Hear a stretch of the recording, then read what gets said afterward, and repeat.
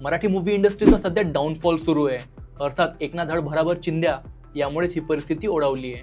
ठेच लागल्यावरच माणूस शिकतो, पण जुने विचार, नाविन्याचा अभाव आणि अहंकार यामध्ये ते गुरफटत चालले आणि तसाच तंतोतंत प्रतिसाद त्यांना प्रेक्षकांकडून पण मिळतोय. ते म्हणतात ना, every action is a opposite reaction.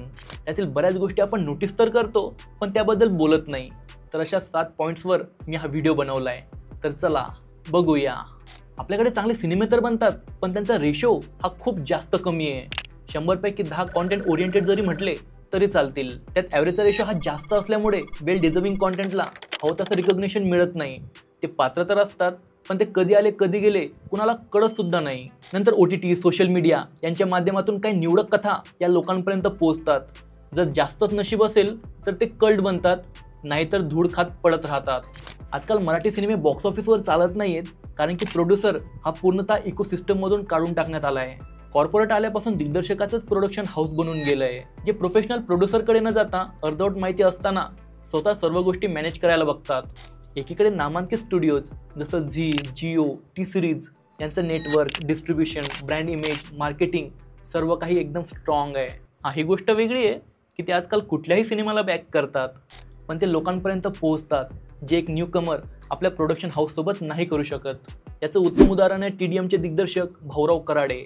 त्यांना रिलीजच्या वेळेस शोज मिळाले नाही, कारण की मेजॉरिटी स्क्रीन्स या महाराष्ट्र शाहीरला मिळाल्या, कारण त्यांचं स्वतःचं प्रोडक्शन हाऊस होतं चित्राक्षा फिल्म्स म्हणून, आणि महाराष्ट्र शाहीरला एव्हरेस्ट एंटरटेनमेंटने बॅक केलं होतं. तर यावरूनच आपल्याला समजतं की डॉमिनेट करणारं प्रोडक्शन हाऊस किती महत्त्वाचा रोल प्ले करतो. यामध्ये काहीच डाऊट नाही की TDM हा एक चांगला सिनेमा होता, पण त्यासोबत एखादं मोठं नाव जर का जोडलं गेलं असतं तर आज गणित काहीसं वेगळं असतं. आता बऱ्याच सिनेमात प्रोड्युसरचं काम हा लाईन प्रोड्युसर करतोय. आपल्याला वरवर काही वाटत नाही, पण डीप डाऊन हा खूप मोठा इश्यू आहे. तर या दोघातील फरक मी तुम्हाला सांगतो. प्रोड्युसर हा डिसिजन मेकर असतो. तो डिस्ट्रीब्युशन बघतो, लेखक, दिग्दर्शक, कलाकार, क्रू यांच्या निवडीमध्ये महत्त्वाची भूमिका बजावतो. मार्केटिंग आणि प्रमोशनची जबाबदारी पण तो घेतो. त्यात लाईन प्रोड्युसर हा ऑन ग्राउंड मॅनेजर असतो, जो शूटिंग दरम्यान कुठल्याही प्रकारची अडचण येऊ नये याची देखरेख करतो. दिलेल्या बजेटमध्ये वेळेच्या आत तो शूटिंग पूर्ण करतो. एकूण काय तर तो निर्माता आणि दिग्दर्शकाच्या मार्गदर्शनाखाली काम करतो. या दोघांमधील डिटेल्स समजून घेण्यासाठी मी एक टेबल तयार केला आहे, जो तुम्ही पॉज करून बघू शकता. तर जे काम प्रोड्युसरचं आहे ते लाईन प्रोड्युसर करत असल्यामुळे शूटिंगच्या सेटवरील काम तर व्यवस्थित होत आहे, पण उत्तम लेखक, दिग्दर्शक, कलाकार हे सिनेमाला लाभत नाही आहेत. डिस्ट्रीब्युशन, मार्केटिंगच्या अपुऱ्या ज्ञानामुळे तो लोकांपर्यंत पोहोचत नाही आहे. बऱ्याच ठिकाणी परिस्थिती एवढी बिकट आहे की गुंठामंत्रीच नामधारी प्रोड्युसर बनून जातो. ना त्याची काही थॉट प्रोसेस आहे, नाही त्याचे काही स्टेक आहेत. त्याला फक्त गावामध्ये हवा करायची आहे. सिनेमातल्या कलाकारांना आपल्या घरी जेवायला बोलवायचं आहे. गावातल्या चौकात सिनेमाचं पोस्टर लावायचं आहे, तेही बोल्ड अक्षरामध्ये, निर्माता. इगो मसाज कधी नाव ऐकलंय का? हे तेच आहे. जे मोठ्या निर्मात्यांपर्यंत पोहोचू शकत नाही ते असा मधला रस्ता निवडतात, आणि ज्यांच्याकडे पैसा आहे ते आपल्या मुलालाच लॉन्च करतात. नामांकित कलाकारांकडून पेड प्रमोशन करतात. डायरेक्टली इंडस्ट्रीला डिझास्टर देण्यात, लोकांच्या मनामध्ये अविश्वास अजून जास्त घट्ट निर्माण करण्यात ते मोलाचं योगदान देतात. आता रिस्क घेणारे क्वचित बघायला मिळतात. सर्वांना सेफ गेम खेळायचा आहे. परेश मोकाशी यांनी हरिश्चंद्राची फॅक्टरीसाठी स्वतःचं घर मॉर्गेज ठेवलं. रवी जाधव यांनी नटरंगसाठी 4 वर्ष दिली. नागराज मंजुळे यांनी सैराटवर 2009 पासून काम केलं आणि त्याचे टोटल 50 ड्राफ्ट बनवले. तर या गोष्टी तेव्हाच होतात जेव्हा पॅशन असतं आणि काहीतरी युनिक करून दाखवण्याची जिद्द असते. जसं की स्मॉल बजेटचे मल्याळम सिनेमे. एक प्रोड्युसर येतो, पैसा टाकून जोखीम उचलतो, क्रिएटिव्ह रायटर, डायरेक्टर आणि क्रू हायर करतो, आणि सिनेमा पूर्णतः जोखमीचाच खेळ आहे. तुम्ही पॅशन तेव्हाच आणू शकता जेव्हा तुमचे स्टेक असतात. रितेश देशमुख दिग्दर्शनात पदार्पण करतो. आपल्या बॅनर अंतर्गत अशा तेलुगू सिनेमाचा रिमेक बनवतो, ज्याचा हिंदी डब ऑलरेडी यूट्यूबवरती अवेलेबल आहे.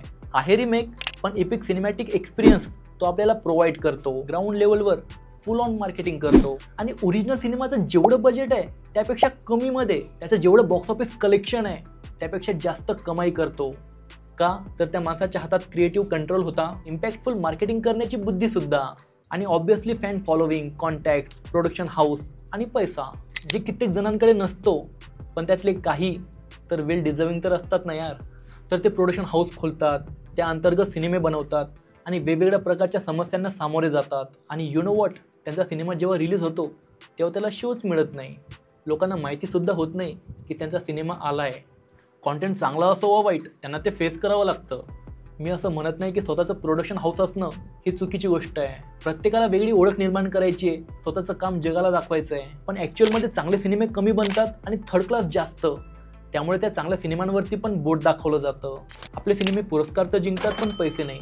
आपली इंडस्ट्री 113 वर्ष जुनी आहे आणि साऊथ इंडस्ट्री ही 15 ते 20 वर्ष अगोदर प्रकाश झोतात आली आहे.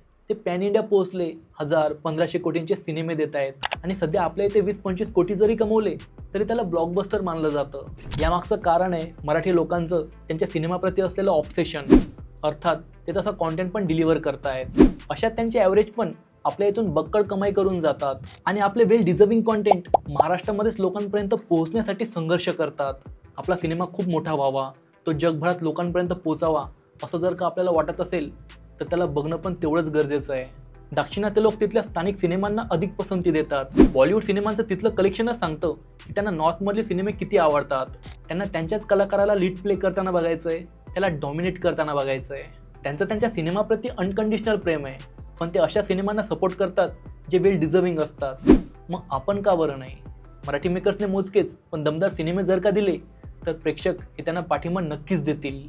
तर या जरतरच्या गोष्टी जुळून आल्या तर फ्युचर खूप ब्राईट आहे. बाकी याबद्दल तुमचं काय मत आहे हे मला कमेंट करून नक्कीच सांगा. याचबरोबर मी स्थळ या मूवीचा रिव्ह्यू केला आहे, जो तुम्ही इथे क्लिक करून बघू शकता. व्हिडिओ आवडला तर लाईक, शेअर आणि सबस्क्राईब करा आणि बघत रहा द मराठी शो.